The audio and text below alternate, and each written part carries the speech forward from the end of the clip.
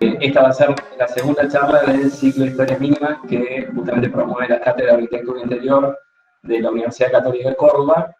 Este ciclo tiene, en cierta manera, como tres cuestiones que a nosotros nos interesan. Primero, el hecho de invitar a personas y arquitectos, digamos, y gente que ejerce la disciplina y que tiene impacto en la disciplina, como en este caso que tenemos como invitado a Guillermo Evia, de Chile.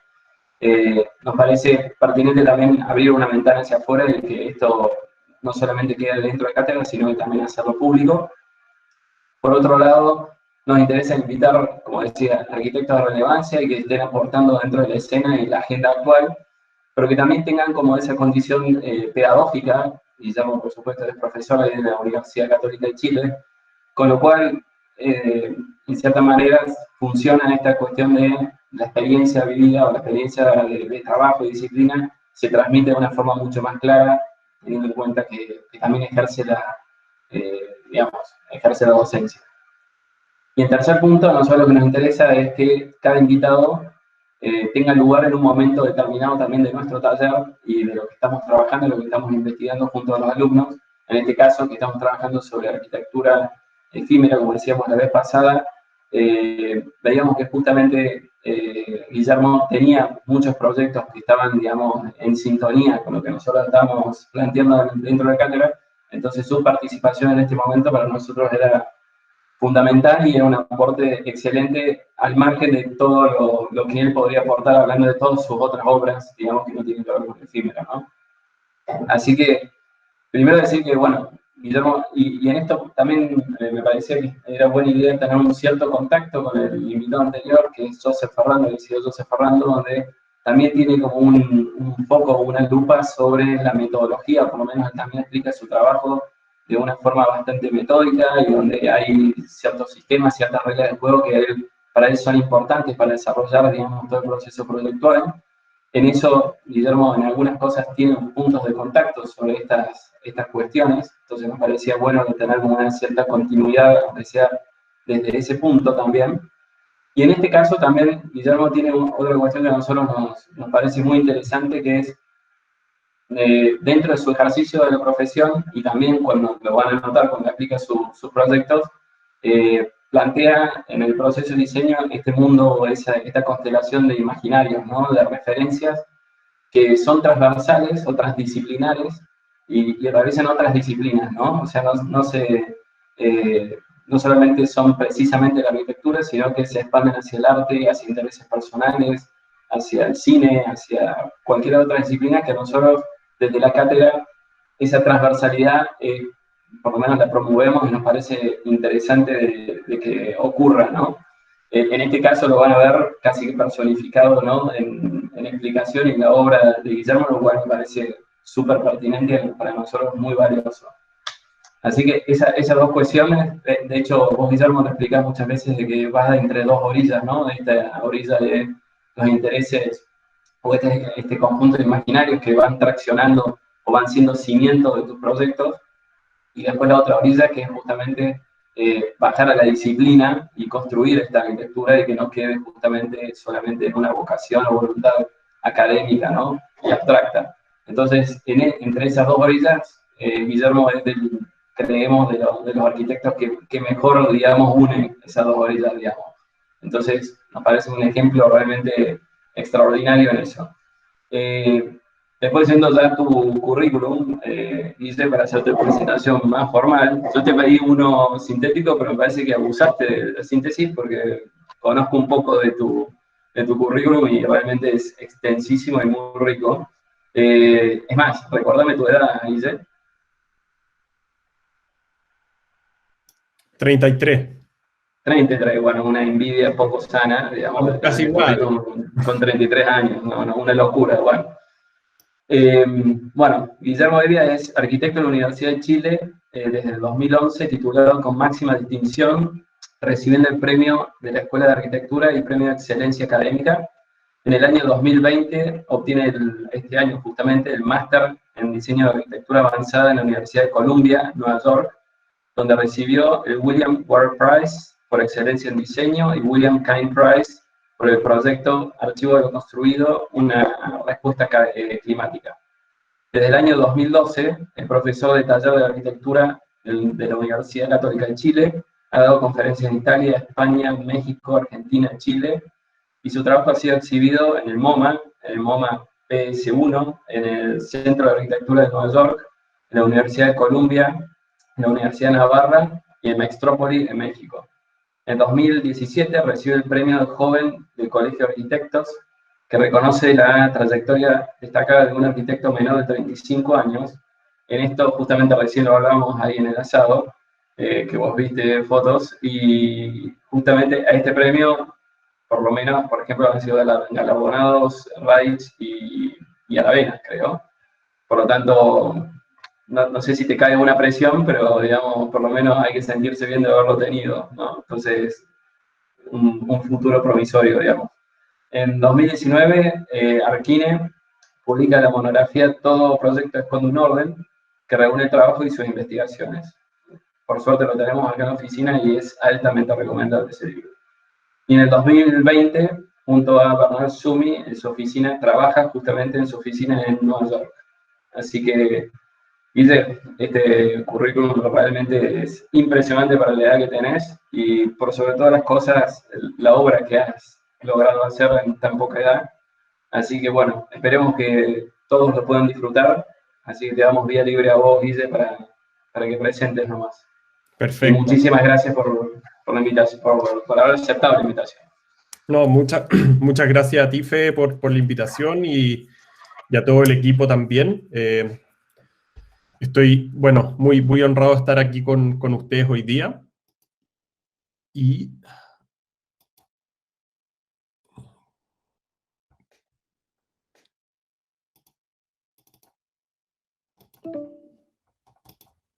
estoy viendo para compartir mi pantalla. No sé si, que nunca había usado el Teams antes. A la derecha abajo, dice. Sí, presentar ahora, ¿no es cierto?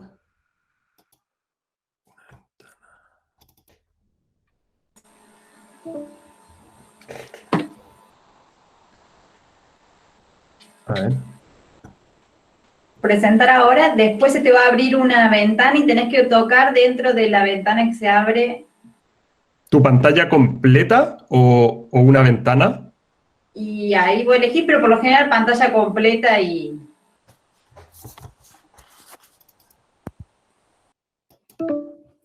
Déjame arreglar, hay algo en la preferencia del sistema. Dame un minuto, perdona. Ningún problema, Guille, tranquilo.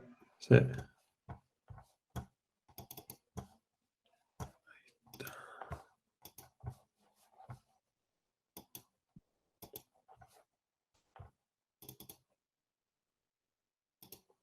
Ahí sí, ¿verdad? Perfecto, Guille. Genial. Ahí ven mi pantalla. Sí, se ve. Así es.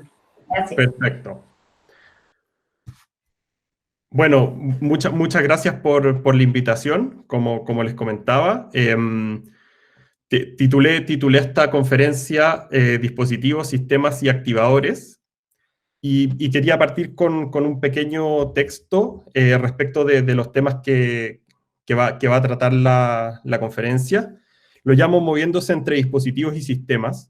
Hace algún tiempo pensaba que la arquitectura era algo asociado exclusivamente con la disciplina, donde la estructura, la construcción y los materiales eran las herramientas de trabajo y el edificio, la escala en la cual el arquitecto podía especular. También pensaba que la arquitectura era algo fijo, estable y enraizado en el suelo. En arquitectura, la ampliación del vocabulario y los conceptos permiten expandir el conocimiento y el alcance mismo. Por ejemplo, la diversidad de escalas que uno puede abarcar. He descubierto que la arquitectura puede expandirse a la escala del dispositivo, en directa relación con el cuerpo, para lograr cambiar nuestra relación con el entorno, el clima o el medio ambiente, y que nos relaciona al mismo tiempo con los no humanos y los no vivientes, dos dimensiones que antes no había considerado. La arquitectura se puede expandir también a la escala de las redes, en otras palabras, que los edificios no son entidades aisladas ni tampoco fijas. El arquitecto puede crear y trazar un conjunto de relaciones y conexiones en movimiento y entre diferentes escalas, entidades, comunidades o instituciones, y en dimensiones tan amplias como lo cultural, lo político, lo económico o lo ecológico. Expandir el vocabulario desde la disciplina hacia lo que se encuentra fuera de ella permite tener una comprensión más amplia de lo que de lo contrario sería imposible, pero sobre todo permite tomar nuevas posiciones. El edificio siempre permanecerá en el mismo lugar, una posición más o menos intermedia. Sin embargo, la arquitectura puede moverse entre dispositivos y sistemas. La arquitectura puede ser inestable, efímera o performativa, y así generar nuevas respuestas y nuevos cambios. En arquitectura, la expansión hacia otros lenguajes permite comprender e involucrarse en un conjunto de discusiones nuevas y dimensiones más amplias, que de lo contrario sería imposible tener, ya sea por los prejuicios o la propia ignorancia.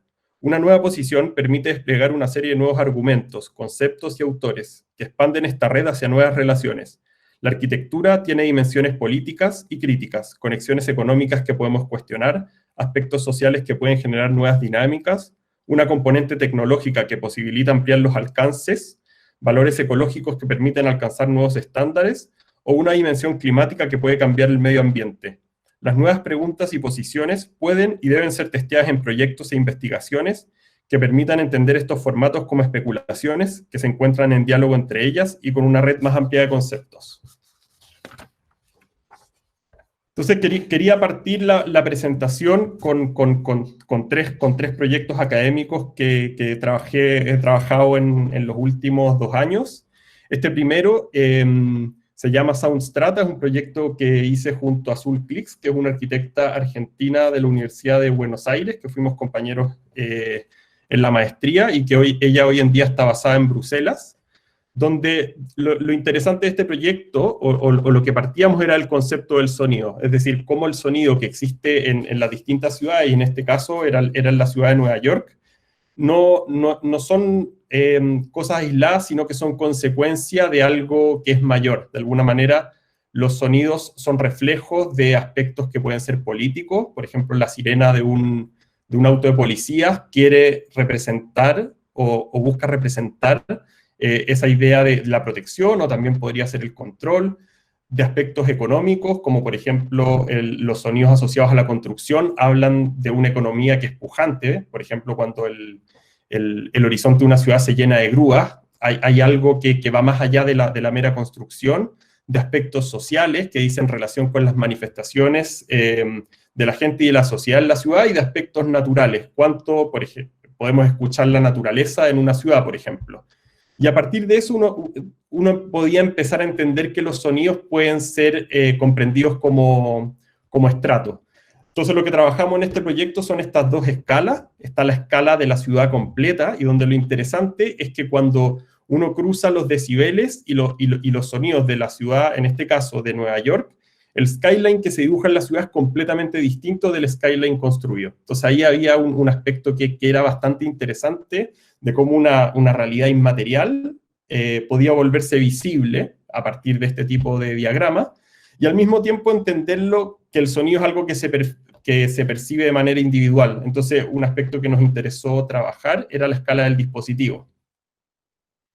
Así, el proyecto se mueve en esta idea de diferentes escalas, entre la escala del dispositivo y la escala de una torre, es decir, cómo este sonido o estos ruidos se podían volver visibles y performáticos en una estructura que iba variando a lo largo del día y en relación a los distintos sonidos que se iban captando.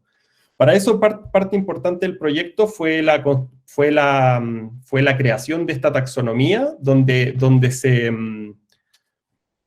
se clasifican los sonidos en base a sonidos de naturaleza, de sociedad, de economía y de política, y donde el origen del sonido se cruza con los decibeles. Entonces, lo que se plantea en la ciudad de Nueva York tiene muchos receptores de sonido que van mapeando todo este tipo de ruidos, y lo que se hacían es que con un colector se tomaban todos ellos y se les asociaba un cierto color, y este color está relacionado a un color de estas esferas que se ven en las imágenes en esta torre. Entonces, de alguna manera esa es la condición colectiva que tiene el proyecto, a lo cual se suma esta dimensión del dispositivo. En este caso, lo que hacía el dispositivo también es hacernos tomar conciencia de que muchas veces nuestros estímulos son meramente visuales, es decir, estamos condicionados por una cierta visualidad, y si uno piensa en un ejercicio de estar en un paisaje natural y superponerle a eso un ruido de ciudad, se produce algo que es bastante interesante como ejercicio, y lo mismo de manera inversa. Entonces lo que hacía este dispositivo es que uno al ponérselo podía cambiar la percepción que tenía la ciudad. Estar, por ejemplo, en una avenida transitada de la ciudad, envuelto en sonidos de la naturaleza, genera una percepción que es totalmente distinta. Y de alguna manera esta escala del dispositivo se relaciona con la escala de esta torre, que es esta torre performática, donde estos distintos volúmenes o esferas se van inflando y desinflando en función de la intensidad de esos sonidos, y se van colorando con luces en función de cuáles son los orígenes, asignándole un color que era azul para el caso político, rojo para el caso social, verde de naturaleza y naranjo para la economía. Y así tenía esta condición que también era efímera, en un proyecto que estaba en movimiento, y también un proyecto que lo interesante es cada uno pensarlo en distintos contextos, donde, por ejemplo, si el proyecto se pone en un lugar en la Patagonia, probablemente estas esferas van a estar cargadas de verde, porque hay mucha menos influencia de la política o de la economía o de la sociedad. Y así en una ciudad latinoamericana iba a cambiar, respecto a una europea era distinto, entonces empezar como a testear ese tipo de situaciones. Después el proyecto se empezaba a resolver a partir de plantas, donde cada uno de estos espacios empezaba a tener un uso, y lo entendíamos como una suerte de laboratorio. O sea, también uno puede entender los sonidos como una colección.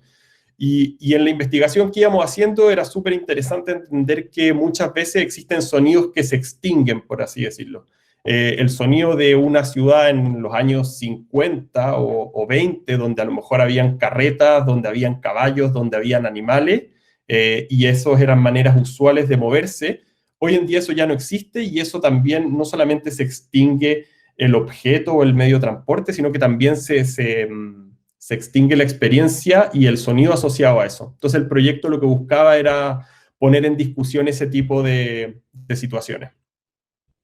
El segundo proyecto se llama Comunidades Plug-in y Plug-out, que es un proyecto de comunidades que hicimos en conjunto con Alex Hudvalker. Él es un arquitecto de Lima, que hoy día está basado con su oficina en Perú. Y lo que nos interesó en este caso, el taller trabajaba sobre el río Hudson, específicamente en un lugar que se llamaba Coxsackie, un pueblo industrial del siglo pasado, de toda esta tradición industrial del río Hudson, y es un ecosistema que es bastante interesante en términos naturales, donde existen una amplia biodiversidad, incluso existen ballenas, por así decirlo. Pero también está toda la industria del petróleo hoy en día, que baja desde Albany a Nueva York. Entonces es también una vía de transporte de petróleo que al mismo tiempo pone muy en riesgo a las comunidades locales. Practicar deportes o la propia navegación es bastante peligroso cuando uno ve estas tremendas estructuras, y son un riesgo medioambiental bastante importante. Entonces lo que el proyecto propone es cambiar esta economía muy dependiente del petróleo y de la industria pesada por una economía que fuera una serie de edificios móviles que empiezan a conectar distintas de estas comunidades, teniendo como eje la cultura, y en este caso específico eran viviendas y talleres para artistas, considerando que el artista puede ser un lugar bastante común, pero en el caso de Nueva York el arte es una actividad bastante significativa, y también en ese mismo caso es una industria. Entonces uno podría pensar en plantear una economía basada en el arte. Y metiéndose en esta idea de los precedentes y lo imaginario, existe una infinitud de edificios que flotan, que quizás uno o nosotros no teníamos muy en mente, desde el Arca de Noé hasta el Teatro del Mondo de Aldo Rossi, pasando por estas instalaciones, por este proyecto de Robert Smithson, las propias Islas de los Uros en Perú. En el caso de Chile está La Minga. Entonces se empezaba a armar un mundo que era bastante interesante, y de alguna manera viene un cuestionamiento a si la arquitectura tiene que ser algo que es fijo, estable y que tiene fundaciones, o es algo que efectivamente puede flotar y moverse. Y efectivamente, en un medio como es el líquido, hacer unas arquitecturas en movimiento era algo bastante fácil. Entonces planteamos un proyecto que tiene esta etapa de estas barcazas. También en los ríos existen este tipo de barcazas, también que se conocen como barges, que son vehículos o botes de muy baja profundidad, entonces permiten navegar por aguas bajas, y lo que proponemos es reutilizar todo este tipo de barcazas que están en desuso o que van a quedar obsoletas producto de la industria del petróleo, y sobre ellas montar una serie de estructuras que tienen una retícula, que es la base, sobre la cual aparecen todo este sistema de distintas lucarnas, iluminaciones y relaciones con el exterior, pensando en que los distintos tipos y formatos en que los artistas desarrollan sus trabajos están muy ligados a estas condiciones lumínicas.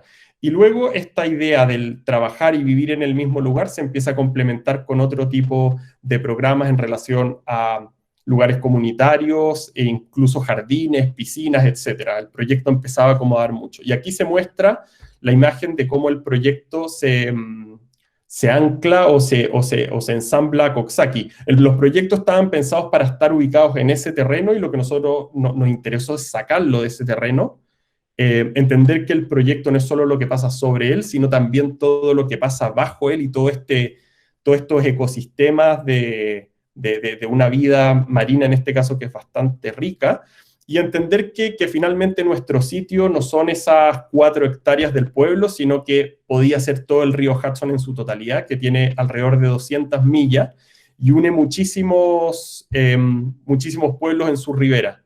Entonces lo que creamos fue, de alguna manera, un sistema abierto que permite distintos tipos de combinaciones en función de las distintas necesidades y demografías que pueden tener estos pueblos, en función de estas economías que queremos plantear, y sobre todo con la posibilidad de ir moviéndose entre uno y otro. Entonces este plano va mostrando los tiempos de viaje entre estas distintas comunidades y las conexiones que podemos ir estableciendo entre ellos. Entonces, uno de estos edificios que está ubicado en la ciudad de Nueva York fácilmente puede moverse hacia distintas ciudades que están hacia la parte norte, y así se puede ir generando un intercambio interesante. Y representar la idea de que el proyecto tampoco es una realidad que es cerrada, sino que es una realidad abierta, un sistema abierto. La idea de estos edificios que flotan, por los cuales se accede por un puente y van teniendo... Van siendo una suerte como de personajes también, como estas lucarnas empiezan a conferirle distintos caracteres, por ponerle un nombre, y una discusión interesante, claro, tiene muchas relaciones con los proyectos que realiza John Hiyuk, o también con ciertos proyectos que ha realizado, por lo menos en el tema del color, etcétera, Bernard Tschumi, y aquí las distintas tipologías que empezamos a probar en las maquetas, y estas relaciones o estos guiños también con la historia, en este caso el Teatro del Mondo de Rossi, que tiene esta condición, que se presenta para esta Bienal de Venecia, y que comparte esa matriz, lo cual es bastante interesante, entender que la arquitectura efectivamente puede estar sobre una estructura flotante. Y ahí entender que estos edificios están de manera fija en una de estas comunidades, pero al mismo tiempo también pueden ser todos estos elementos en movimiento, arrastrados por lanchas, etc. Entonces, entrando a aspectos más programáticos, lo que planteamos es en un primer piso tener todas las viviendas de los artistas y compartir estos espacios comunes hexagonales que van generando todas las conexiones. Y luego en el segundo piso tener todos los talleres de artistas que se van configurando a partir de una serie de muros que se van moviendo, que permiten ampliar los espacios, permiten cerrarlos completamente y ir generando distintas configuraciones. Y en términos de representación, entender también que los proyectos y los usuarios van teniendo distintas historias y empezar a especular sobre qué podría estar pasando. Entonces, cómo alguien podría estar pensando en una estructura en acero muy pesada que se mueve en este caso por un puente grúa y que se carga en un bote, y así empezar a pensar que pueden haber distintas historias. Y luego el modelo que trabajamos en en este proyecto con Alex, tenía esta idea también de juguete, al ser piezas que se ponen y se sacan. La maqueta tenía también esa posibilidad de juego y se trabaja con estos colores chillones que son a partir de las impresiones 3D, entonces tiene esa condición de juguete, o sea, cosas que se ponen y se sacan, y tradición de juguetes como los Legos y los Playmobil, etcétera, que tienen esta condición. Entonces nos interesó también que la maqueta pudiese tener algo de ese aspecto. Y el último proyecto se llama Desplegando el Archivo, y qué es lo que les comentaba recientemente, que es el uso que pensamos para todo este sistema de plazas de toro que existen en España. Este proyecto también lo realizamos junto con Alex, y donde los proyectos están ubicados en todas las afueras de la ciudad de Madrid, lo que se conoce como la España vacía, y que es una condición que se da en países centralizados. En el caso de Chile pasa mucho, donde está Santiago y después todo alrededor de Santiago está lleno de infraestructuras y es lo que posibilita la vida dentro de la ciudad. Aspectos ligados a la producción, a la energía, a los botaderos de basura, etc. Y nos dábamos cuenta que si bien está todo muy centralizado, y en el caso de España la cultura también está muy centralizada, siendo...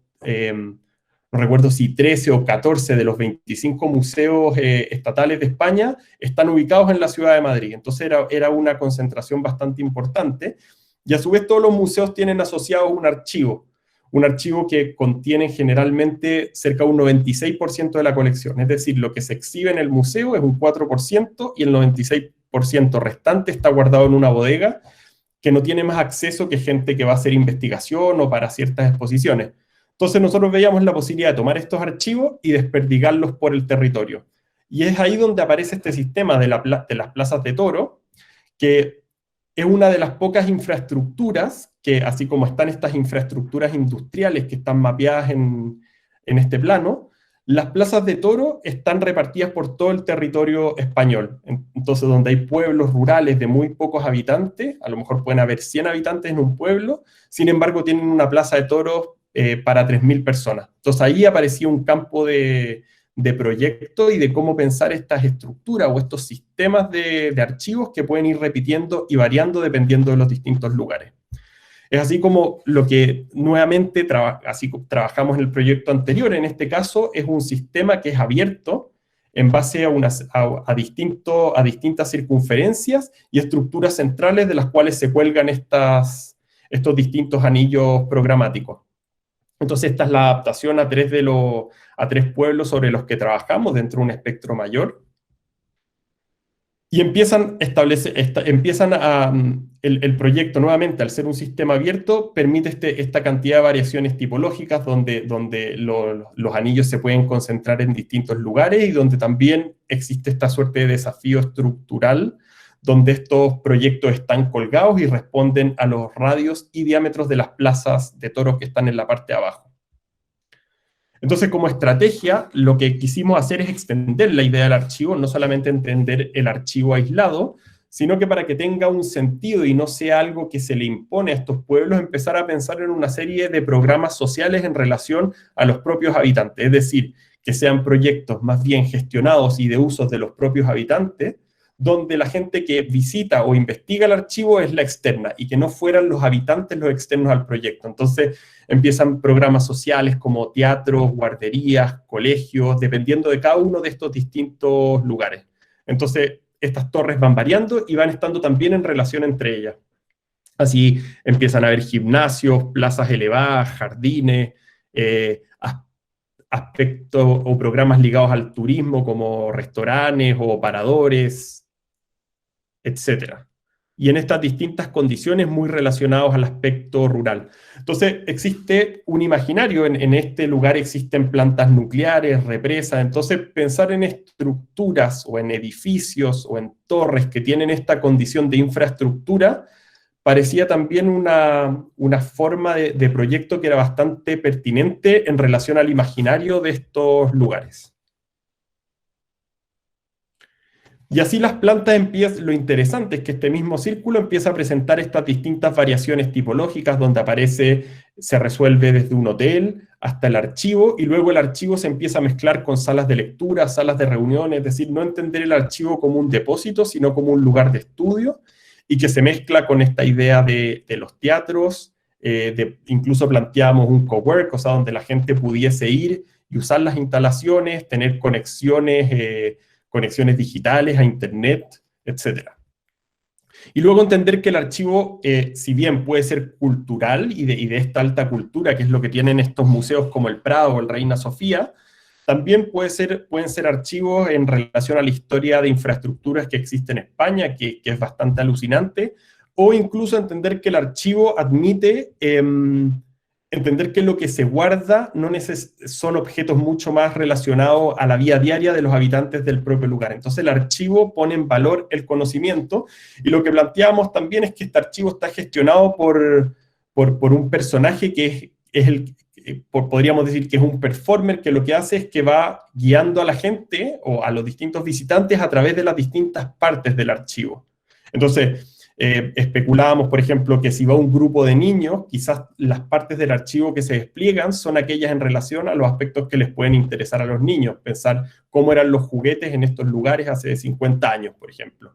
Y luego está esta condición también que las plazas de toros son lugares, obviamente, de muchos conflictos, y tenía esta condición también de reparación y de generar una nueva relación entre los humanos y los no humanos.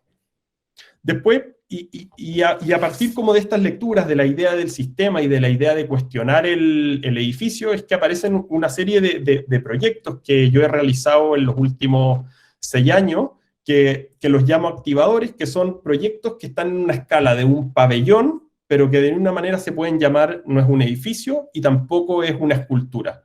No todos ellos son pabellones, entonces están en este punto que es de alguna manera extraño, y quería partir con este proyecto, que fue un concurso que realizamos junto a Nicolás Ursúa para hacer un pabellón en madera, donde el único requisito era trabajar con estas placas de terciado estructural, y lo que interesa en este caso, más que generar una forma cerrada, es una forma abierta, donde un único sistema de operación constructiva permita trazar una infinitud de plantas y de configuraciones.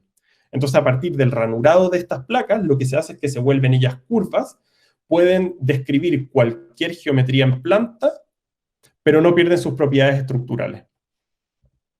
Entonces, existe una inspiración que son los troncos de los árboles. Cuando se secciona un tronco, y está el trabajo de este artista que se llama Brian Nash Hill, que lo que él hace es que él tiñe estos troncos y los traspasa a papel con tinta. Y ahí aparece lo que en abstracto un tronco sería un círculo. En este caso, un tronco es un lugar lleno de convexidades y concavidades. Y ahí apareció una oportunidad de configuración arquitectónica que nos parecía súper interesante, y propusimos este pabellón que tenía esta geometría que es totalmente arbitraria, donde nos empezaba a interesar generar una serie de nichos y distintos lugares, y entendiendo que también las curvas y las contracurvas funcionan muy bien estructuralmente. Entonces, en este caso, era un proyecto que en 18 milímetros resolvía 3,20 metros de altura, a partir de una única operación, en este caso constructiva.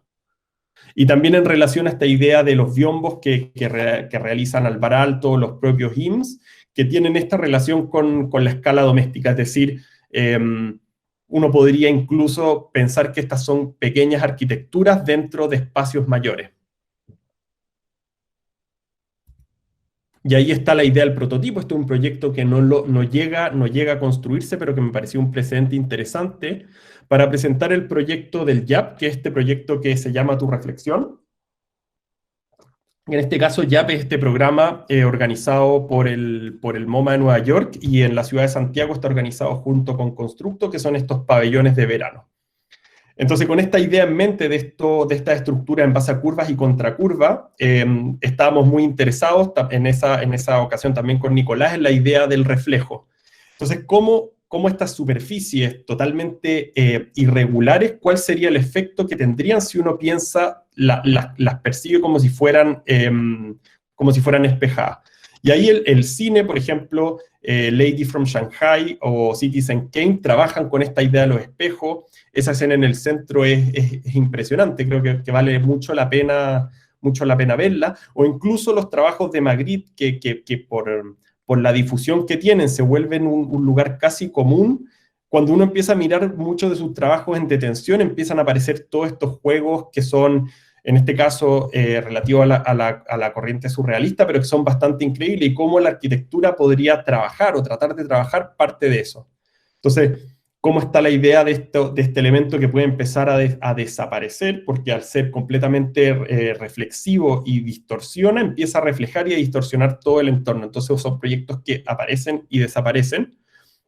Y estos cruces, ¿qué es lo que mencionábamos? Con ciertos artistas que nos interesan, con ciertos momentos o con ciertas escenas del cine que logran construir narrativas mucho más intensas de lo que hace la arquitectura. Entonces nos interesa trasladar algo de eso al proyecto, o incluso con estas propias pinturas, donde si uno trata de ver en qué plano se encuentra el caballo, cuesta un poco verlo. En el proyecto es más evidente, pero también en ciertas partes traseras empiezan a producirse esos distintos juegos y esos distintos efectos.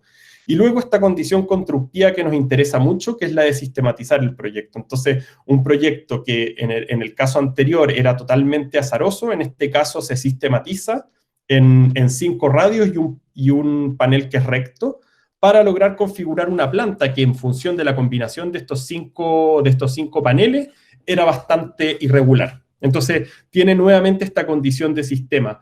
Esta es una de las infinitas formas que uno podría, o configuraciones, ordenamientos en planta que uno podría obtener con este sistema. Y está este trabajo industrial, que es algo que es bastante interesante, rompiendo un poco esta idea de la construcción artesanal y muy áptica, cómo ese tipo de condiciones se pueden lograr con un trabajo que es hiperindustrializado. Y aparecen estas imágenes de las fábricas de Boeing, donde los aviones antes eran completamente plateados, y en esto, donde se manufacturan en estos entornos donde todo está controlado y donde la precisión es milimétrica. Y ahí parte de las pruebas que fuimos haciendo en este lugar, para luego pasar a esta idea del montaje, donde simplemente es el trazado en planta que se excava 30 centímetros y los paneles que se entierran. Lo interesante de este proyecto, y por eso muestro este video, es que lo que empieza a ser muy importante en este proyecto son los usuarios. Es decir, cuando uno ve las primeras escenas de este video que hace Cristóbal Palma, uno podría decir que es un proyecto escultórico y a mi modo de ver que tiene mucho menos interés. Y efectivamente, un proyecto que se piensa mucho en abstracto para un concurso, cuando entra en la dimensión pública, empieza a tener un rol totalmente distinto. Y ahí es donde entra en juego esta palabra o este concepto de los activadores. Es decir, estos proyectos muy pequeños, de un costo que es relativamente bajo, con un diseño que puede ser bastante rápido, puede empezar a tener efectos súper interesantes en la ciudad, y es algo que me ha interesado seguir trabajando.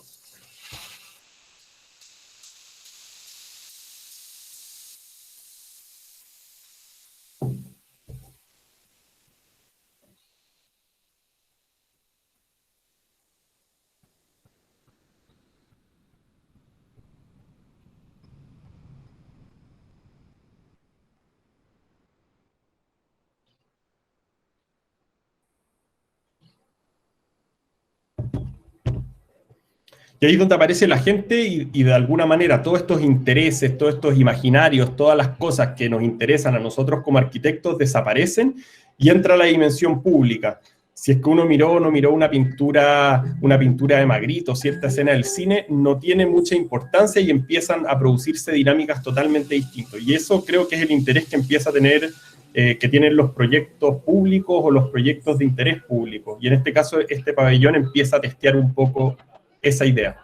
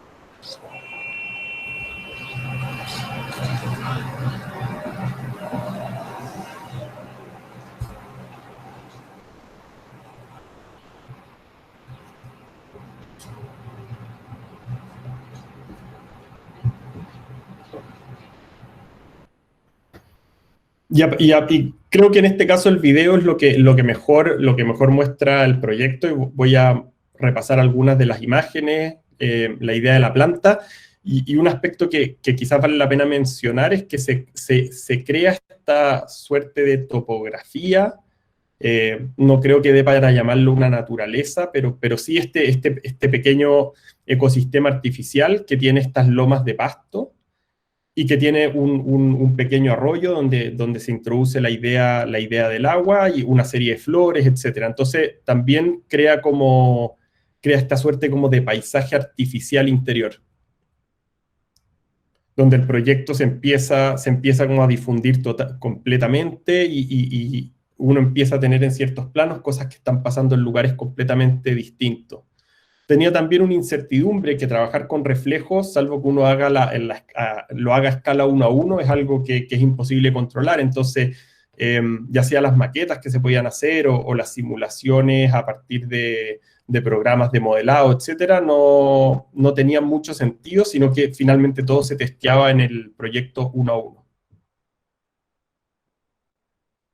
Y esa es la operación constructiva, esta zanja, como les comentaba, de 30 centímetros, en la cual los paneles se entierran y se tapan de tierra. Y entre ellos van conectados por 2 pernos en la parte superior y por 2 pernos en la parte inferior. Y nuevamente esta idea de lo cóncavo y lo convexo genera estas estructuras que son hipersolidarias y en este caso con 25 milímetros de espesor. Y lo interesante es que cuando se acaba el programa, el YAP, que dura 3 meses, entra esta idea del sistema. Entonces este es un proyecto que se desarma.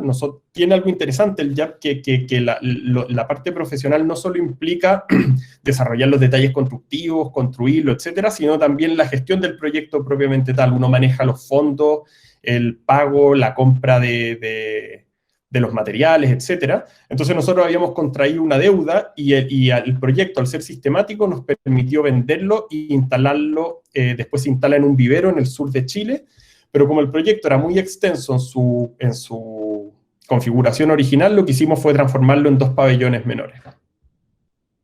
Y hoy en día se encuentra en este lugar. Y nuevamente esta idea de lo sistemático, siendo un poco reiterativo, pero yo nunca he ido a este lugar. Lo que se hizo fue que se mandaron las instrucciones y ellos allá, el dueño, lo construyó con la propia gente que trabajaba en el vivero. Después les quería presentar este proyecto que se llama Especies de Espacio. Es un pequeño, en este caso quizá uno podría llamarlo un pequeño pabellón que hice en el año 2017, donde lo que me interesó testear en este caso es la idea de lo doméstico. Los proyectos anteriores no tenían programa. Tenían esta condición de activadores, de ubicarse en un espacio público y empezar a generar cierto tipo de interacciones. Sin embargo, me parecía que la investigación tenía un potencial bastante grande a cuestionar a cuestionar la manera en cómo vivimos, o la manera en cómo trabajamos. Entonces, fue una excusa para empezar a entender cómo podría ser un pequeño habitáculo o cómo podría funcionar la vida en roce o en colapso con este tipo de geometría. Entonces empiezan a aparecer estas ideas como de las escenas de lo doméstico, las ideas de distintas formas de vida que pueden empezar a caber en este lugar. El usuario empieza a ser mucho más relevante y la intimidad que pueden tener estos lugares y cómo puede resolver a partir solamente de geometría, o sea, no tener puertas o divisiones, sino que de repente la concavidad o la convexidad al extremarse te permite ir generando lugares más privados o lugares más públicos. Entonces, así se van alternando un espacio de estar, un espacio que es de trabajo, un espacio para dormir y un espacio que en este caso es un baño. Y nuevamente con estas operaciones geométricas van teniendo lugar. También fue una oportunidad para tratar de llevar esta idea del espesor al mínimo. En este caso usé planchas de aluminio de 3 milímetros de espesor, y en este caso tenían una pátina. Entonces ya no interesaba trabajar con el reflejo, sino con estas superficies que pueden ser mucho más empavonadas. Y lo que se hace es que la curva, así como en el proyecto anterior, eran estaban trazadas de manera continua. En este caso la plancha se va plegando cada 3 centímetros. Entonces, en realidad, son curvas logradas en base a facetas, que se alcanza a notar en esta imagen en el primer plano. Y así empiezan, dependiendo del punto de vista del cual uno se para, uno empieza a tener, la casa puede ser mucho más, o este refugio, no sé cómo llamarlo, mucho más público o mucho más privado, o sea, generando distintos lugares de intimidad. Y esta es la idea del sistema constructivo que les comentaba, y nuevamente se diseñan dos de estos paneles, uno con curva grande y pequeña de 40 y 20 centímetros, y luego uno con curva grande, y a partir de la combinación para un lado o para el otro, uno también puede ir trazando cualquier tipo de geometría, y nuevamente las concavidades y convexidades lo hacen funcionar estructuralmente de manera muy solidaria.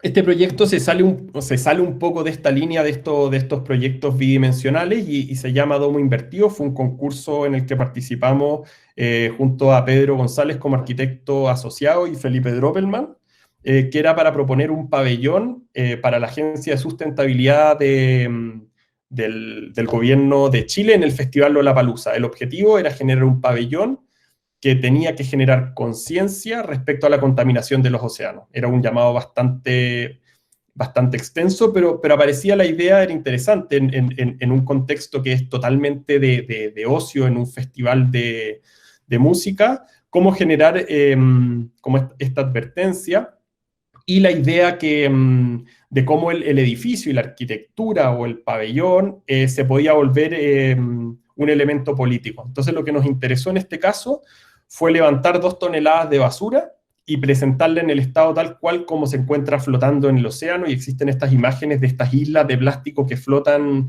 en los océanos, que son bastante increíbles, y nos interesó traducir o tratar de llevar un pequeño trozo de eso a la mitad de este festival donde la gente lo está pasando bien. Entonces, esta idea de recolectar todo esto que se hace en estas recolecciones en las playas, juntarlo y ponerlo todo en un mismo lugar, como si fuera una especie de botadero.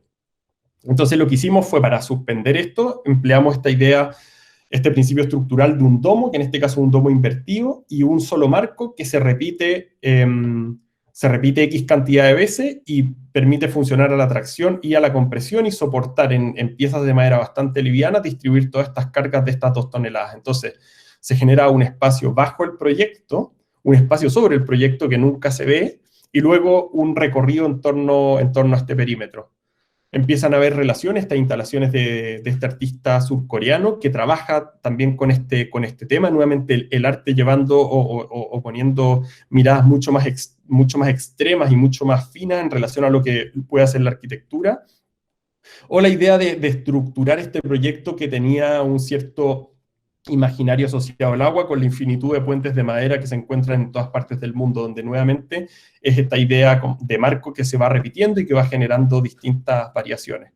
Entonces la planta era bastante sencilla, este círculo, que optamos por la forma circular también porque era un proyecto que del concurso venía sin un lugar específico. Entonces nos interesó generar un proyecto que no tuviese una cara principal, sino que todas las caras funcionan de igual manera.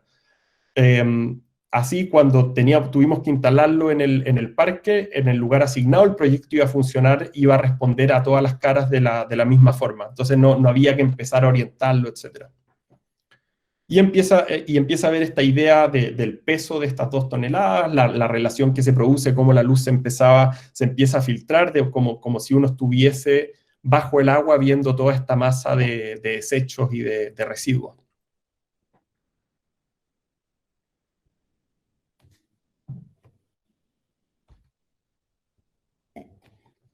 Y después los proyectos como excusa, estar en relación, este proyecto que tiene esta condición de un activador en un festival de música. Aquí testeamos estas ideas de repetir y trabajar con un único marco que se traslada después a una casa que hacemos en el sur junto a Catalina Poblete. Entonces, los proyectos también empiezan a establecer relaciones entre ellos, no son entidades aisladas, sino que un proyecto que es de escala pequeña, que no sé si uno lo puede llamar un edificio, sirve para informar un encargo que es mucho más convencional, que es una casa. Entonces empiezan a haber diálogos que me parecen interesantes en ese sentido, y las descomposiciones estructurales de estos elementos. Nuevamente, este es un proyecto que después se desarma y se guarda.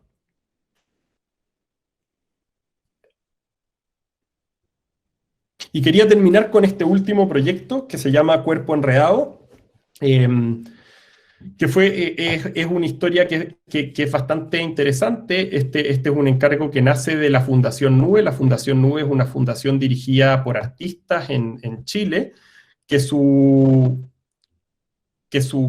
ámbito de trabajo es vincular el arte con la educación. Entonces, ellos lanzan un proyecto que se llama Nube Plaza, y lo que interesaba era poner un cierto dispositivo, artefacto, un activador en un espacio público, y que pudiera redefinir la idea del juego y la pedagogía en relación al juego. Entonces, el proyecto surge como una suerte de crítica. En Chile, en general, las plazas, los juegos para niños, son estructuras que se traen y que se repiten, son estructuras de catálogo, que viene un columpio, distintos juegos que se van repitiendo a lo largo de todo el país, sin tener ningún tipo de variación. Entonces nos interesaba criticar un poco esa concepción del juego de catálogo y empezar a pensar cómo podemos proponer un sistema que con variaciones empiece a generar dinámicas de juego totalmente distintas. Entonces empieza a aparecer la idea de que el juego se puede soportar en una topografía, y eso permite tener un despliegue distinto, y muy en relación también a estas estructuras como las montañas rusas, que son estas formas libres, en este caso que son construidas con acero, o la idea de cómo el juego se lleva a la arquitectura, donde los IMS nuevamente desarrollan, incluso ellos inventan este juego que se llama La Casa de Cartas. Y este es un proyecto que fue mutando y que tuvo 3 versiones. Estos son los collages que hicimos para la última versión. Partimos trabajando en el Museo de Artes Visuales, pero el proyecto no podía quedar de forma permanente ahí, lo que nos llevó a encontrar una plaza que está está a unos 200 metros, que es una plaza que se llama la Plaza La Veracruz, en el barrio de Lastarria, en Santiago, y que queda atrás del GAM, el Centro Cultural Gabriela Mistral.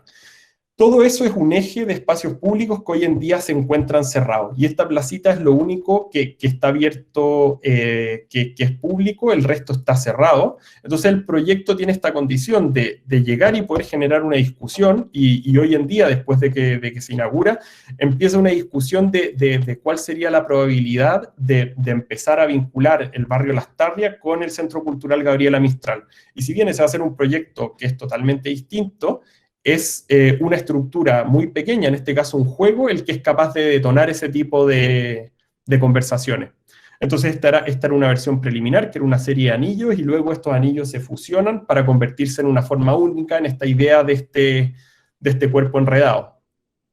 Entonces esta es la plaza que se interviene, el trabajo, existían unas obras de remodelación que iba a hacer la municipalidad, y por eso poner el juego, lo que nosotros hicimos fue reemplazar los juegos de madera que se encontraban en mal estado por este nuevo proyecto. Entonces tiene también una cosa interesante de negociación con un cliente. Existe un donante de este juego, y después existe una comunidad. Esto tuvo que pasar por los consejos de juntas de vecinos, etcétera, y también una municipalidad. Entonces un proyecto que, si bien es muy pequeño, las complejidades para llevarlo a cabo fueron bastante grandes, y fue un periodo de 2 o 3 años.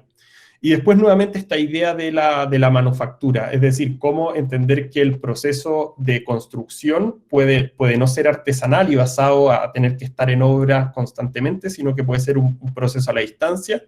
En este caso yo estaba viviendo en Nueva York, entonces nunca vi el proceso de construcción del proyecto. Fue supervisado por Felipe, y lo que consiste en la repetición de 128 anillos, todos ellos de radio distinto, y eso es algo que uno puede hacer en la medida en que el proyecto se industrializa y el trabajo a mano artesanal se reemplaza por un trabajo con ciertas maquinarias, y se empieza a ensamblar. Entonces el proyecto se ensambla completo en una maestranza, y después se corta y se traslada al lugar.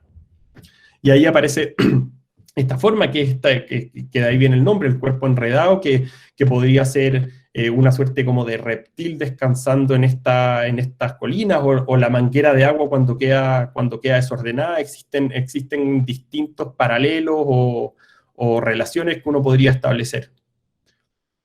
Y este es el proyecto cuando ya está puesto en este lugar. Está esta topografía, que es esta carpeta blanda de un color intenso, y luego este elemento que se empieza a desenvolver por eso en este lugar. Y la idea es generar un proyecto que está pensado en la escala de los niños. Un niño es el que puede entrar y puede recorrer este cuerpo por el interior, pero también una relación con la parte exterior, es decir, tiene esta condición interior y exterior. Uno se puede meter dentro, o los niños se pueden colgar, o lo pueden escalar. Las dinámicas que permite son distintas. El juego no viene preseteado, así como por un resfalín uno se tira o lo escala subiendo, o por un columpio uno se columpia o se cuelga, etc. En esto las posibilidades nos interesaba abrirlo y nuevamente entender que el juego tiene una condición pedagógica que es súper importante. O sea, más allá de una cuestión de ocio, los juegos, y eso es lo que persigue la Fundación, son instancias para aprender. Entonces, lo interesante es que además el proyecto trabajamos los arquitectos, pero trabajamos en conjunto con los artistas, con distintas especialidades, con invitados, con parte de los donantes. Es un proyecto en que existe mucha negociación, y eso es lo que de alguna manera es lo interesante cuando uno pasa de la escala del proyecto a la escala de lo construido, en este caso de este elemento, que no sé cómo uno lo podría llamar. Y la idea de esta operación, de que está este suelo sobre el cual se superpone el juego. Y quería terminar con esta imagen, que es el último proyecto en el que estamos trabajando, que son una serie de galerías móviles. Empezar a entender que la arquitectura nuevamente no tiene que estar fija, sino que en este caso son una serie de edificios sobre ruedas que se pueden remolcar y que pueden empezar a llevar parte de una colección de arte privada que tiene intereses de volver esta colección pública a distintos lugares y donde las instituciones no llegan. Entonces, nuevamente, esta idea de, en lugar de entender la cultura centralizada y prestar la colección a instituciones, lo que hace la colección, en este caso, es romper esa dinámica institucional, y estamos desarrollando una serie de estos pabellones sobre ruedas que nos permitirían ir a distintos lugares de Chile, a plazas, etcétera, y donde de alguna manera el edificio se mueve y se empieza a desplegar. Eso sería. Muchas gracias.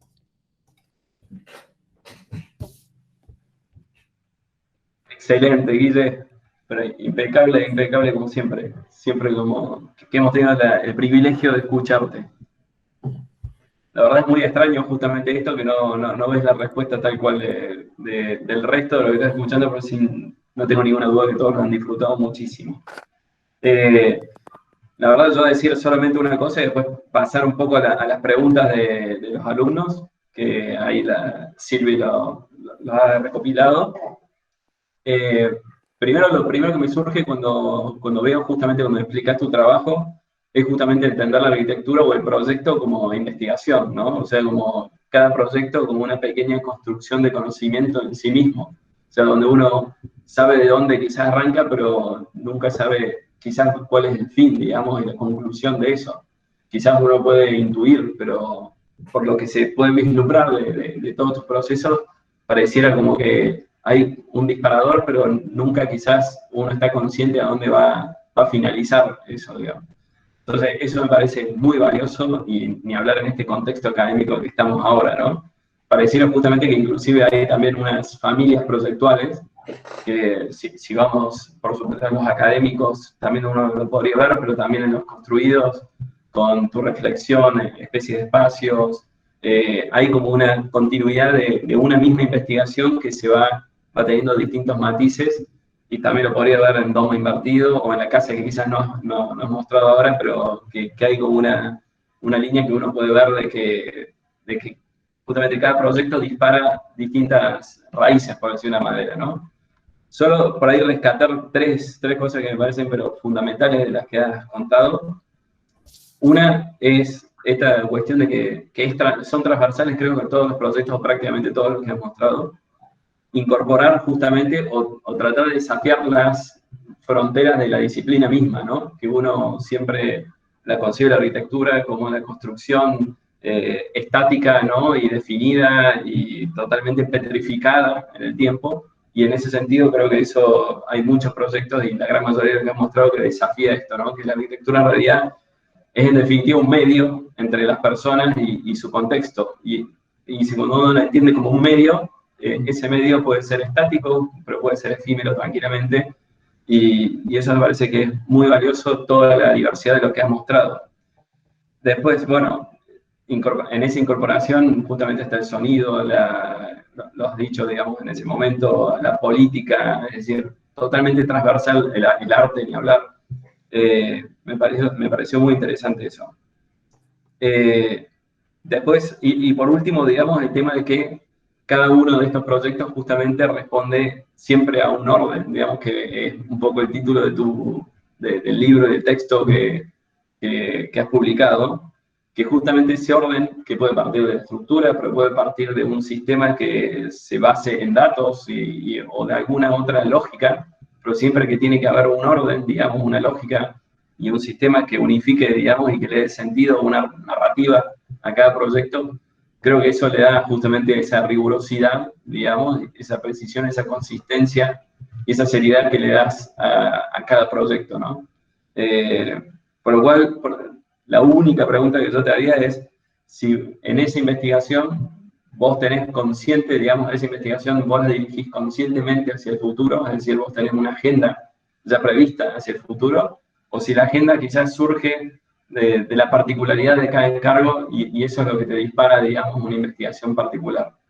Claro. Eso solamente, y después que termine de responder, Silvi hace las preguntas de los alumnos que seguramente están muy bien. No, te diría que hay algo que decía Chumi que es bien interesante, que es que la teoría puede preceder al proyecto o el proyecto puede preceder la teoría.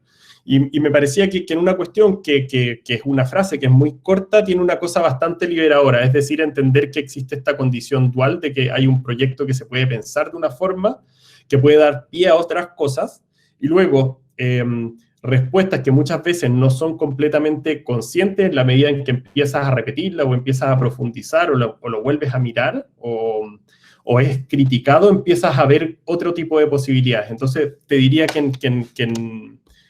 en el trabajo que he desarrollado están esas dos líneas. Probablemente en los primeros pabellones no había mucha conciencia y en la medida en cuando ya vas trabajando, te vas dando cuenta que hay una posibilidad de proyecto, una posibilidad de investigación y una posibilidad de profundización. Entonces, de alguna manera se vuelve algo que puede ser un proyecto aislado, se vuelve una línea de investigación. Lo mismo en estos proyectos, esta idea del sistema quizás se empieza a ver cuando, no a lo mejor en el primer proyecto o en la primera etapa, sino cuando ya terminas el proyecto y te das cuenta, claro, lo conversábamos con Alex y efectivamente algo que partió como un sistema de ordenación, etcétera, cuando ya lo empiezas a ver a otra escala, te das dando cuenta que existen otro tipo de relaciones. Entonces, cuando te vuelves consciente de eso, en el proyecto siguiente, quizá esa idea ya existe y ya está tomada a priori. Entonces, nuevamente, uno puede venir primero o el otro después, y en quién precede a quién hay algo como bastante interesante, cosas que de repente aparecen y 6 años después vuelven a aflorar, por así decirlo, y le das una lectura totalmente distinta. Excelente, Guille. Silvi. Bueno, antes que nada, felicitaciones, hermosa esta exposición que nos llevó desde los dispositivos a los sistemas, como esta multiescalaridad muy, muy rica. Con respecto a qué cosas interesan, parece, en el grupo, hubo unas diversas inquietudes y sobre todo también celebrar que habían buscado tu trabajo antes, porque las preguntas, te contamos, tenían que estar hasta las 2 de la tarde, por lo cual no estaban hechas a partir de la exposición, sino que son previas, y lo que valoramos es que se habían despertado inquietudes previas y lecturas de cosas que vos publicaste. En primer lugar, Luca pregunta, en una entrevista dijiste que hacer arquitectura se da cuando un proyecto materializado emociona y que si no causa emociones es simplemente una emoción.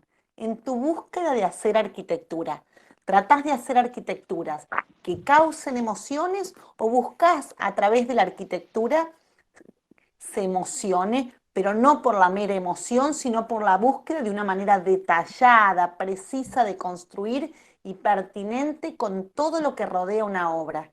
¿Crees que la emoción y lo que genera una obra es la vara para medir arquitectura? Creo que ahí hay como un montón de cosas que darían para una larga charla, Sí. pero que en algún punto ya muchas las contaste, así que como vos quieras, digamos. Sí. Yo creo que, bueno, quizás es bueno mencionar, mi padre es arquitecto también y se llama igual que yo, y estoy segura que esa entrevista es de mi padre, no es mía.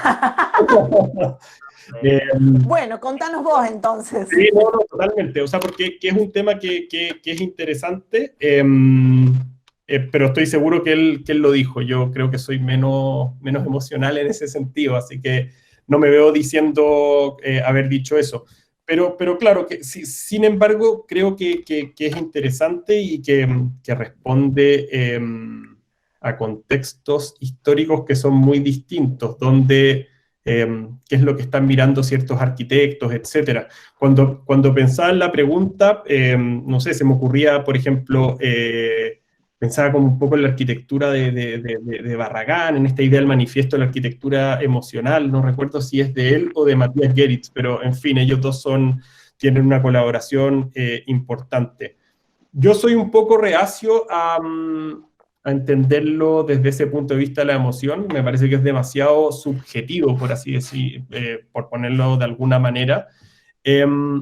Y si bien creo que es algo que puede pasar, que un espacio te llama la atención, volviendo a esta idea y de nuevo en el trabajo que estábamos haciendo con Shumi, trabajando en su oficina, conversamos en una oportunidad del Partenón, o sea, perdón, del Panteón.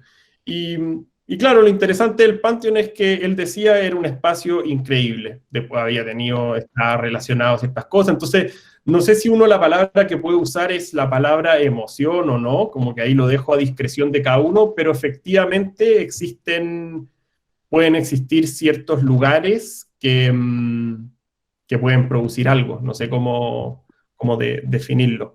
En mi caso es algo que me queda como bastante ajeno, entonces me cuesta como responderlo desde una suerte de andamiaje, ya sea objetivo o subjetivo, pero creo que sin duda es un tema que está en la arquitectura y en ese caso lo que iría quizás es a leer eso. No sé, es un tema que me cuesta, lo mismo de cuando, qué sé yo, Kant habla de que el ladrillo quiere ser ladrillo, no sé, es como un tipo de teoría que por lo menos a mí me choca un poco, pero sí me parece que es interesante que te permite sostener, poner ciertos puntos de conflicto de alguna manera, porque es muy difícil argumentar algo desde la emoción, lo que puede ser emocionante para mí, para ti no lo es, entonces en ese sentido creo que no podemos como no llegar a ni una parte. Pero sí también lo que puede ameritar una lectura que puede ser más interesante y algo que se ha desarrollado es con toda la idea, qué sé yo, de las atmósferas, como de las condiciones, de las cualidades ápticas de los materiales, que existe una barrera que puede estar como argumentada y que tiene reflejos en proyectos.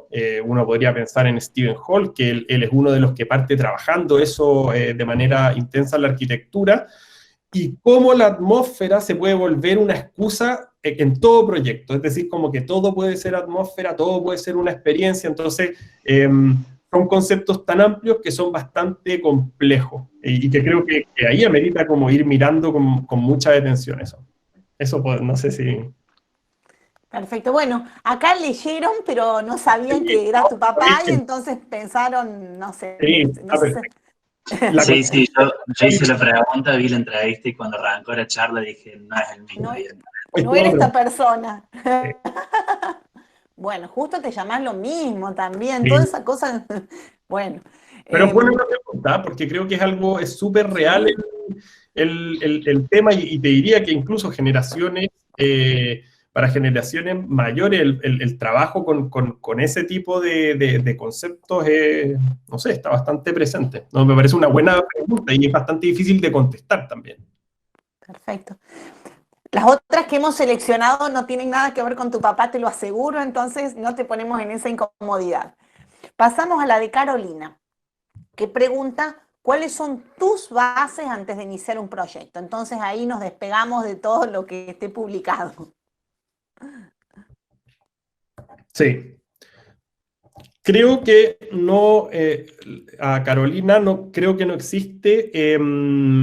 existe una base a priori o una misma manera de responder a todos los proyectos. Sí, creo que cuando uno empieza a entender la arquitectura asociada a una serie de conceptos, pueden haber ciertos conceptos que anteceden el diseño del edificio. Para profundizarlo, por ejemplo. Si es que el encargo, y llevémoslo como a todo ámbito de cosas y con total desprejuicio. Pensemos, por ejemplo, en los íconos, en los edificios icónicos, que creo que es algo que el contexto latinoamericano, volviendo un poco ayer a la discusión de ayer, le hace mucho, como que no entra dentro del canon, y eso hace, por ejemplo, que el proyecto de Fernando Romero de Humaya sea tan controversial frente al de Chipperfield que está al frente. Un proyecto que busca ser icónico, creo que en ese caso su ámbito de discusión es la envolvente. En ese sentido, claro, me imagino que en ese proyecto el diseño de la envolvente es fundamental para poder crear un icono y no solamente generar una forma rara, creo que también el proyecto es reflejo de un cierto poder, el proyecto tiene un cliente, quiere dar cuenta de una cierta postura política, etc. Entonces, claro, efectivamente uno puede entrar con distintos conceptos, o pensando en un proyecto donde a lo mejor quizás lo que interesa es que en el proyecto empiecen a pasar cosas.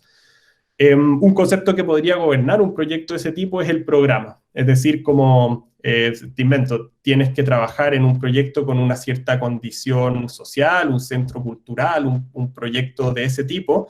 Quizás el programa empieza a ser, trabajar con el programa como un concepto, como la base del proyecto, es bastante interesante. Entonces, por ejemplo, para resolver un museo, la entrada que uno podría decir es, yo quiero hacer una modulación, quiero lograr una cierta imagen, quiero testear un cierto tipo de estructura, o también uno podría decir qué es lo que quiero generar con ese lugar, cuáles son las dinámicas que quiero producir, qué quiero intensificar, etc. Entonces creo que en ese sentido las bases pueden ser conceptuales y pueden ser a priori. Y luego, sí, los proyectos, cuando tú empiezas, y en mi caso, a ver ciertas conexiones, lo que puedes ir haciendo es insistir en ciertos temas.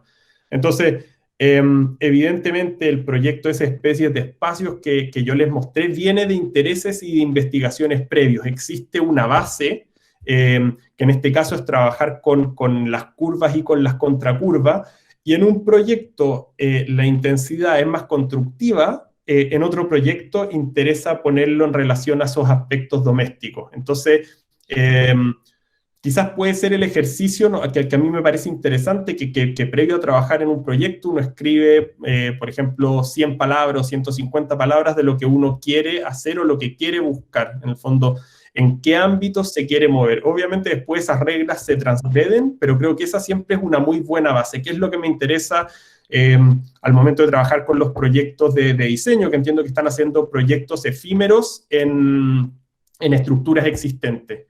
Pensémoslo, yo quiero ser recíproco, me parece que la estructura es espectacular y yo quiero pasar desapercibido. Eso sería una base para trabajar. O no, yo quiero generar choque con este lugar y quiero contrastar completamente. Esa sería otra base para trabajar. Entonces, con esa base, si es que el proyecto existente es blanco y no sé, pintado, a lo mejor el proyecto que un alumno que quiere romper con eso va a hacer es rojo, por decir. mientras que a lo mejor el alumno que quiere respetarlo lo va a hacer bajo, lo va a poner atrás, va a tratar de homologar ciertas geometrías. Yo te diría que esas pueden ser las bases, y las bases van variando en función de cada proyecto, y luego los concursos, o que muchos de estos proyectos son concursos, son la oportunidad para testear ideas preconcebidas. Es decir, si yo quiero experimentar cómo es el roce constructivo programático de estas curvas y contracurvas, probablemente en un cliente convencional es muy difícil poder desarrollar un proyecto de ese tipo, porque el riesgo y la incertidumbre es demasiada. Entonces, ese tipo de opciones o de llamados son oportunidades. Y si uno vuelve sobre, qué sé yo, sobre concursos súper famosos, esas son efectivamente como grandes oportunidades. Pompidou es un excelente ejemplo, o nuevamente volviendo a Schumi, el Parque de la Villette también. Es como pensar en un momento en que toda la arquitectura estaba en una línea que era paisajística, o sea, el entendimiento del espacio público. La respuesta de Schumi y de Koolhaas es programática. Y creo que a partir de ahí viene un cambio completamente en cómo se entiende el espacio público, mucho más a partir del programa. En este caso, en el caso de Schumi, es desde las folías, en el caso de Koolhaas es desde confeti, que desde el paisaje, desde operaciones territoriales, desde el lomaje, etc. Entonces, sí creo que ese tipo de situaciones, y creo que la academia es el lugar perfecto para eso, o sea, para hacer, para efectivamente, en el caso de todos los alumnos, probar las cosas que les interesan. Bien. ¿Tenemos para más? ¿Puede ser una más o ya estás muy cansado? Sí, ¿no? ¿Una más? Y si quieren más, ni un problema. Valentina pregunta, ¿cuál de todos tus trabajos crees que fue el que más desafíos te presentó a la hora de diseñarlo? Perdón, se me cortó. ¿Cuál crees que desafió? Sí.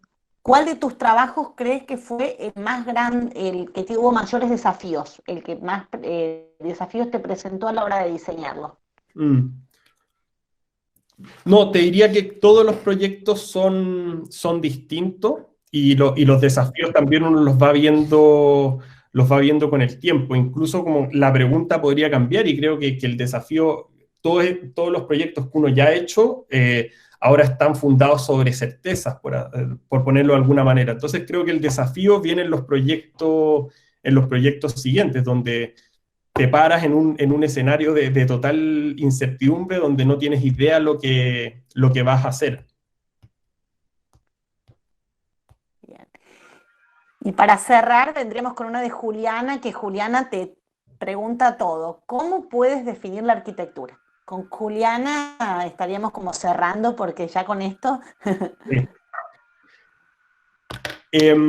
A ver, creo que es como una pregunta archi complicada, y para la cual yo no tengo una respuesta creada. Creo que es una respuesta que se construye en el tiempo, pero quizás en relación a lo que hablamos con Fede antes de la conferencia, una definición que a mí me gusta mucho es la definición que Schumi hace de arquitectura, que en lugar de entenderlo como el conocimiento de la forma, él considera que la arquitectura es una forma de conocimiento, y en ese sentido es una disciplina que construye conocimiento, igual como la matemática construye conocimiento. Creo que esa definición es una definición que es bastante interesante a mi modo de ver, y que de alguna manera hace colapsar la idea de la práctica y de la teoría. Y eso me parece que es súper interesante. O sea, es decir, que no es ni lo uno ni lo otro, sino que es un punto entre medio de esos dos conceptos, como si fueran dos caras de una misma moneda. Genial, Guille. Perfecto. Ahora, bueno, muchísimas gracias. Sí. Buenísimo, Guille. Ahora terminamos con las últimas 3 de la cátedra que te habíamos dicho y te liberamos. Así que, bueno, ahí Manu las tiene a mano. Así que, Manu, dale para adelante. Estás en mute. Guille, ¿cómo estás? Bien, bien. Sí, muchísimas gracias por la charla, que estuvo espectacular. Yo, una última reflexión antes de hacerte 3 preguntas de la cátedra. Me gustaría saber si podrías comentarle a los alumnos sobre la importancia de pensar estos sistemas. Vos hablas de sistemas abiertos, tanto en el proceso como en la construcción. Es decir, sobre la importancia de sistematizar estas decisiones.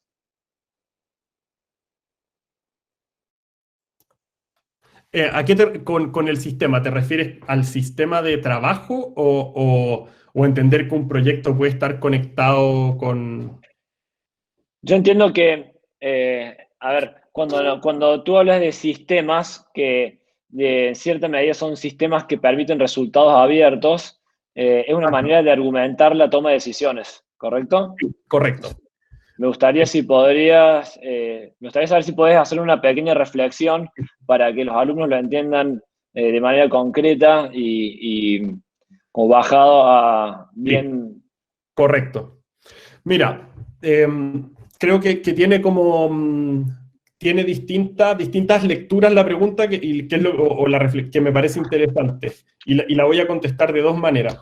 Uno es entender, por ejemplo, en nuestro caso, la oficina que yo tengo, una oficina chica, trabajamos 2 o 3 personas, y de alguna manera pensar en una arquitectura que se resuelve a partir de un conjunto de excepciones, entendiendo eso por detalles, requiere una cantidad de tiempo y una cantidad de trabajo que nosotros no somos capaces, no tenemos el tiempo y por ende no podemos desarrollarlo, tampoco podemos tener un equipo más grande.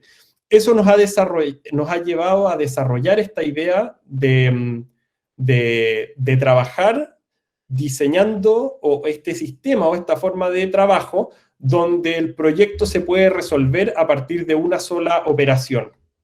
Eso por una parte, ya sea una sección. En el caso del domo, eso funciona así, es una sección y a partir de esa sección viene una repetición. Eso te permite trabajar esos 2 o 3 momentos con un grado de intensidad bastante grande y luego entendiendo que el sistema no es algo rígido, sino que puede tener variación. Entonces, pensando en estos otros pabellones, de repente la combinación de 2 o 3 curvas de una cierta manera te permite responder de una infinitud de maneras. Entonces, si el diseño o el desafío que uno tiene al frente es diseñar, como en el caso que vimos con Alex, 50 archivos distintos, un camino sería diseñar el mismo y repetirlo 50 veces. Otro camino sería diseñar 50 edificios distintos. Y ahí es donde el sistema entra en juego y es algo que es bastante interesante, donde uno establece como ciertas reglas, cosas que se repiten y cosas que varían y cosas que se adaptan.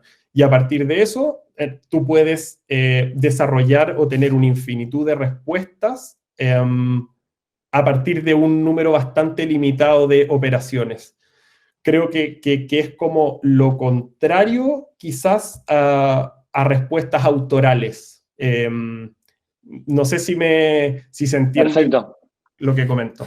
Perfecto, y de hecho está súper alineado con lo que intentamos transmitir desde la cátedra. Por eso quería hacer un especial hincapié en ese punto. Y bueno, ahora sí, unas preguntas que pretendemos que sean ya una constante para nuestros invitados, y que son, si podrías comentarnos sobre 3 obras que consideras fundamentales en tu formación, 3 obras o hechos artísticos que consideres de relevancia y 3 recomendaciones para estudiantes de arquitectura.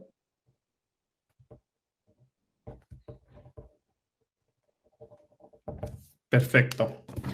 Mira, de las 3 obras, hay una que me interesa mucho, que es una obra que desarrolla la oficina Hausrucker Co. en el año 68, que se llaman los Environment Transformers, que son una serie de dispositivos que en el fondo si los googlean es bastante increíble y lo que busca es generar cambios a partir de usar estos dispositivos con el ambiente que te rodea. Y creo que el trabajo de ellos es bastante alucinante en eso, entendiendo además este contexto del 68, esa década que viene en una serie, todos los problemas o la conciencia medioambiental que viene. Entonces, entender cómo desde la arquitectura está ese tipo de respuestas me parece, es un proyecto que me interesa mucho. El otro, voy a nombrar un proyecto, pero que me interesa también, que mucho en el último tiempo, es Cedric Price, y un proyecto bien interesante de él, o sea, es uno que se llama Potteries Think Belt. Él tiene, me parece, un arquitecto que es bastante alucinante, porque el proyecto nuevamente no se restringe al edificio, sino que va mucho más allá y cuestiona mucho más las... como lo que podemos entender por arquitectura propiamente tal. Claro, él tiene una frase que se repite mucho, pero que es súper interesante, que un matrimonio le encarga una casa, y él después de unas reuniones con ellos le dice que no le hacen la casa, y lo que el matrimonio necesita es un divorcio. Entonces, es como este tipo de cosas es bien interesante, y en este caso el Pottery Think Belt lo que plantea es cómo debería pensarse la educación y la universidad. Y lo que él plantea es el uso de una serie de infraestructuras ferroviarias, donde pensar todo este tipo como de nueva universidad. Me parece interesante. Y otro proyecto que me interesa harto es el que lo comenté antes, el del Parc La Villette de Xumi, que es como un proyecto a partir de un concurso, y un proyecto que se hace muy joven, es capaz de generar una suerte como de nueva tipología, que es cómo es la arquitectura en el espacio público. Eso te diría que son 3 proyectos que me parecen interesantes, o tres figuras, o 3 mundos, por así decirlo, que uno puede seguir profundizando. A partir de 3 hechos artísticos, te lo voy a poner en ciertos libros, que es lo que me había comentado Fede. Un libro que me interesó mucho, uno que se llama Estrella Distante de Bolaño, que es que creo que vale mucho la pena, se centra en el contexto político chileno de la dictadura, de cómo alguien que tiene un taller, no lo voy a contar porque en realidad sería un spoiler, pero es súper interesante la estructura del libro, cómo va y vuelve, y en el fondo los personajes, como que creo que desde Chile da cuentas de una cierta... un cierto contexto de cosas que pasan de forma como bastante inteligente, y creo que la forma también en cómo está escrita, la estructura que tiene el libro, etcétera, es súper interesante. Es un libro que recomendaría. Después, Fede me había comentado de película, y hay un género que me gusta mucho, que son los westerns, y que son también nuevamente un mundo en sí mismo. Uno puede tener como una cierta idea como de un western, como una especie como de James Dean o lo que sea, pero después en el fondo ha sido un género que se ha mantenido en el tiempo de manera bastante increíble, desde una cuestión como literal de esas películas hasta hoy en día con reinterpretaciones de Tarantino, etcétera. Y que además el género es súper interesante también cuando uno hace la lectura hoy en día, que es cómo es la conquista de un territorio, la idea el conflicto que puede haber entre los indios y los blancos que van a conquistar este lugar. Son como súper políticamente incorrectos como si uno los ve hoy en día. Entonces, y después tienen millones de variaciones. No sé, los italianos hicieron muchos westerns, que es una cuestión que uno dice como, ¿de dónde? Entonces, como un mundo que sin tener nada que ver con la arquitectura, no sé, me llama como mucho la atención. Y después, en el caso de música, quizás se puede explicar mucho con esta idea de la estructura, etcétera. Erik Satie me parece súper interesante. Son esta música que podría ser como precursora de la música que es repetitiva y que es predecible. Y en la arquitectura hay arquitectura que es repetitiva y que es predecible, y que creo que ahí hay algo súper interesante. Es decir, como que el proyecto, como que tú lo puedes comprender fácilmente, puedes pensar qué es lo que viene después o cómo sigue, etcétera, como creo que la forma de estructurar una pieza de música se puede sacar mucho también a cómo se estructura un proyecto de arquitectura. Y después los consejos para los alumnos, yo diría que de partida ampliar los conceptos, es decir, como que uno puede ir mucho más allá del edificio y más allá de la construcción o del material, que existen como muchos ámbitos de trabajo. Y en ese sentido me parece que es bien importante romper los prejuicios estéticos que pueden existir o las preconcepciones que uno puede tener con ciertas arquitecturas. Y cuando eso pasa y con ciertos discursos que existen también en nuestra región, se produce algo bastante liberador, porque de repente la academia formatea para producir un cierto tipo de arquitectos que muchas veces no entra dentro de ese canon y en un contexto distinto puede encontrar un campo de trabajo bastante increíble. Lo segundo es la idea de que el dibujo y la representación también es arquitectura, es decir, que no es un medio solamente para dibujar algo, sino que también puede convertirse en un fin. Y una frase que cuando estaba estudiando me gustó mucho, que se la escuché a un alumno que está fumándose un cigarro afuera, que él decía como, en la universidad no hacemos edificios, hacemos dibujos. Y en realidad los arquitectos finalmente uno puede pensar si es que hacen edificios o efectivamente hacen dibujos. Y creo que ahí, bueno, la tradición como de todo el paper architecture y todo eso es bastante interesante. Es decir, que también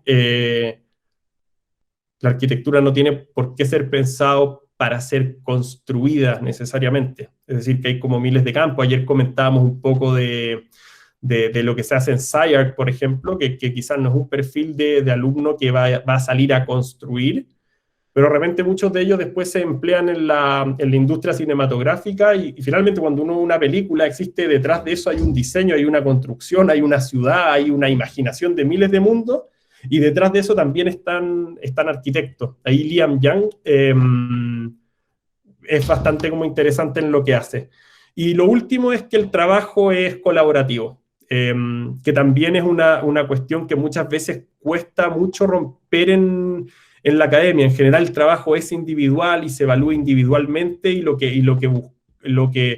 que tratamos de evaluar es como esta especie de alumno integral que sabe conceptualizar, dibujar, hacer maqueta y como es esta especie como de gran autor. Cuando finalmente el trabajo es súper colaborativo, uno de todos los que vimos ahí, yo iba comentando con quién fui haciendo todos esos trabajos, hay algunos nomás que están hechos con la oficina, pero realmente son asociaciones entre oficinas, la universidad es asociación entre alumnos, y eso me parece que es súper importante, esa idea como de que la idea no es propia, sino que la idea es una cuestión mucho más colectiva, romper con esa idea de que a mí se me tiene que ocurrir esto, que yo tengo que ser el que da esta respuesta y que si, no sé, mi compañero o mi profesor o mi ayudante me da un buen consejo, bueno, pero es que eso no se me ocurrió a mí, creo que no tiene asidero y no tiene ni una validez, sino que una cuestión que se construye